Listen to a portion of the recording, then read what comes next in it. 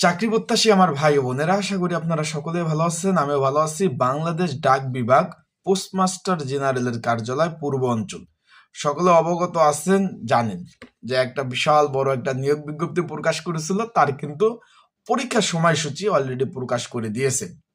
আগামী 23 জানুয়ারি এবং 31 জানুয়ারি মানে ভাগে ভাগে কিন্তু পরীক্ষা অনুষ্ঠিত হবে। তাই আমরা আজকে এই যে পরীক্ষাগুলো হবে, পরীক্ষা নিয়ে গুরুত্বপূর্ণ কিছু কথা বলার চেষ্টা করব। আপনাদের যে পরীক্ষার হলে কি কি ডকুমেন্ট নিয়ে যাবেন, কাগজপত্র নিয়ে যাবেন, তারপর হলো আপনার পরীক্ষার হলে কিভাবে সেট কোডগুলো দাগাবেন, তারপর বিষয়টা হলো পরীক্ষা এমসিকিউ হবে না লিখিত হবে, বিস্তারিত এ টু জেড ইনশাল্লাহ আমরা এই ভিডিওর মাধ্যমে আপনাদের নিয়ে আলোচনা করার চেষ্টা করব। তাহলে ভিডিওটা শুরু থেকে শেষ পর্যন্ত দেখার চেষ্টা করবেন। বিস্তারিত সকল বিষয় আজকে ইনশাল্লাহ আমরা এই ভিডিওর মাধ্যমে আপনাদের নিয়ে আলোচনা করব। তো চলুন ভিডিওটা শুরু করে দেই। তার আগে বলে দিই, আপনারা যারা আমার ইউটিউব চ্যানেলে নতুন, তারা অবশ্যই আমার ইউটিউব চ্যানেলটা সাবস্ক্রাইব করে রাখবেন, লাইক বাটনটা ক্লিক করে রাখবেন। আর আপনাদের যে কোনো মন্তব্য থাকলে কমেন্টস বক্সে কমেন্টস করতে পারেন। বাংলাদেশ ডাক বিভাগ পোস্টমাস্টার জেনারেলের কার্যালয় পূর্ব অঞ্চল, চট্টগ্রাম। এখানে ডাক টেলিযোগাযোগ ও তথ্য প্রযুক্তি মন্ত্রণালয়ের অধীনস্থ একটা প্রতিষ্ঠান, সকলে অবগত আছেন। এখানে বড় বড় নিয়োগ বিজ্ঞপ্তি প্রকাশ করেছিল, যেমন পোস্টম্যান 190 জন, প্যাকার কাম মেল ক্যারিয়ার 223, অফিস সহক 23, তার বার্তাবাহক রানার 131 জন। বিশাল বড় নিয়োগ ছিল ভাই এখানে। তারপরে ছিল আপনার অফিস সহকারী, উচ্চমান সহকারী, তারপর ছিল পোস্টাল অপারেটর 180 জন, ড্রাইভার, কার্পেন্টার, বিভিন্ন পদ ছিল এখানে। এখন যেহেতু আপনারা এডমিট কার্ড অলরেডি ডাউনলোড করে ফেলেছেন, এখন গুরুত্বপূর্ণ কথা হলো ভাই, এখানে পরীক্ষাটা হবে এমসিকিউ আকারে। আবারও বলতেছি, অনেকে জিজ্ঞেস করছেন যে ভাই পরীক্ষা কি লিখিত হবে না এমসিকিউ হবে, এই ধরনের প্রশ্ন কিন্তু আমাকে অনেকেই করেছিলেন। এখন বিষয়বস্তুটা হলো, আপনারা যারা পরীক্ষার্থী রয়েছেন, আবারও বলতেছি, পরীক্ষা যেহেতু এমসিকিউ হবে, আপনারা কিন্তু এমসিকিউর প্রিপারেশনটা নেবেন। আবারও বলতেছি ভাই, যেহেতু এমসিকিউ পরীক্ষা হবে, এমসিকিউর ভালোভাবে আপনার কিন্তু প্রিপারেশন প্রস্তুতিটা এখানে নিতে হবে, বিষয় নাম্বার 1।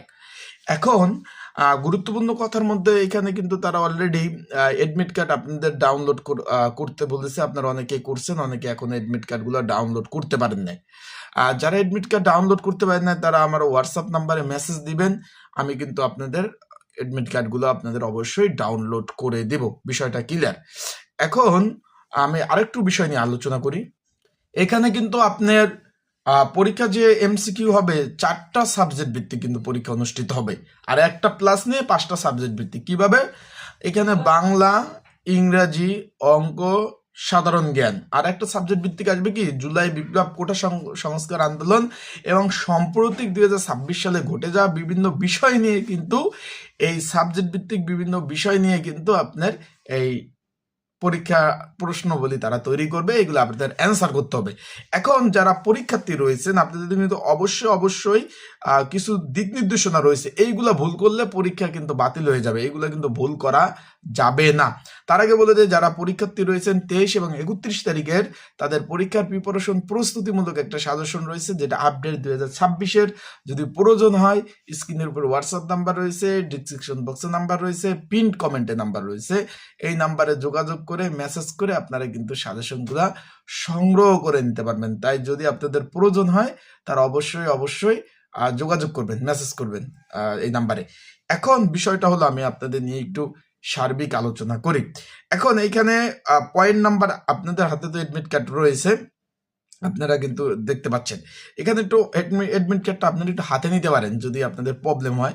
এখানে 6 নাম্বার কলমে কিন্তু সুন্দরভাবে রয়েছে যে OMR যে শিটের যে হাজিরা শিটে নির্ধারিত স্থানে পরীক্ষার্থী স্বাক্ষর করতে হবে এবং কালো কলম দ্বারা, মানে এখানে বুঝাইছে কি যেখানে স্বাক্ষরের জায়গায় স্বাক্ষর করতে হবে।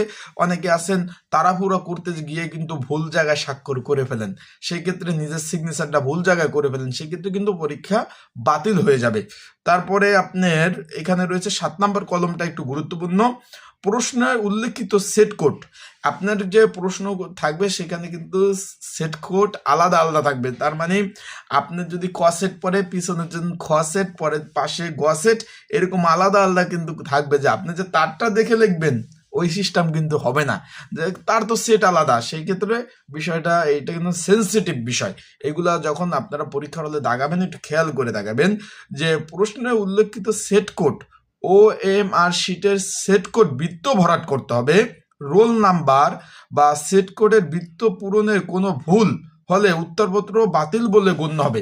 এখন এই রোল নাম্বারও কিন্তু আপনাদের এই কালো কলম দ্বারা ভরাট করতে হবে, সেট কোড ভরাট করতে হবে, কোড ভরাট করতে হবে।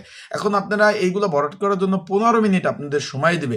সেই ক্ষেত্রে আপনারা যদি এইগুলো ভুল করেন, এই কাজগুলা যদি তাড়াহুড়া করতে যা ভুল করেন, নতুন ভাবে কিন্তু আপনাদের আর ওই যে মানে ওয়েমার শিট আর দেবে না, মানে এটা বাতিল বললে তারা কিন্তু গণ্য করবে, তারা কিন্তু বলে দিয়েছে। এবং ওএমআর ফর্ম উপরিভাগে নির্ধারিত সকল টেক্সট বক্স, যেখানে আপনার যে খাতা দিবে, খাতার এখানে যে ফর্ম থাকবে, ফর্ম এখানে নির্ধারিত টেক্সট বক্স মানে আপনাদের যেখানে পূরণ করতে হবে সেই নির্দেশনাবলী থাকবে, নির্দেশনাবলী অনুযায়ী পূরণ করতে হবে, অন্যথায় উত্তরপত্র বাতিল বলে গণ্য হবে। তার মানে এই 3টা পয়েন্ট কিন্তু অতি গুরুত্বপূর্ণ, অতি গুরুত্বপূর্ণ। তাই আপনারা যারা কাজ করতেছেন আপনাদের বলবো যে অবশ্যই আপনারা কিন্তু ভালোভাবে কাজ করতে হবে। ওই যে মানে পড়াশোনার মানে ভালোভাবে পড়াশোনা করতে হবে, বিষয়টা ক্লিয়ার। যারা পড়াশোনা করতেছেন ভালোভাবে পড়াশোনা করে প্রিপারেশন নিয়ে আপনারা পরীক্ষার হলে যাবেন। পড়াশোনাও কিন্তু একটা কাজ, বিষয়টা বুঝছেন? পড়াশোনা একটা কাজ কেমন, প্রতিদিন 3-4 ঘন্টা পড়তে হয়, এটা কাজের মতোই। আমরা যদি পড়াশোনাকে কাজের মতো নিয়ে নেই তাহলে কিন্তু আমাদের পড়াশোনাটা আমরা আগাতে পারবো। বিষয়টা ক্লিয়ার, আশা করি বিষয়টা বুঝতে পারছেন। তা পরীক্ষা এমসিকিউ আকারে হবে, তাই আপনারা যেভাবে প্রিপারেশন নিচ্ছেন সেভাবে সুন্দরভাবে প্রিপারেশন প্রস্তুতি নেন। আসসালামু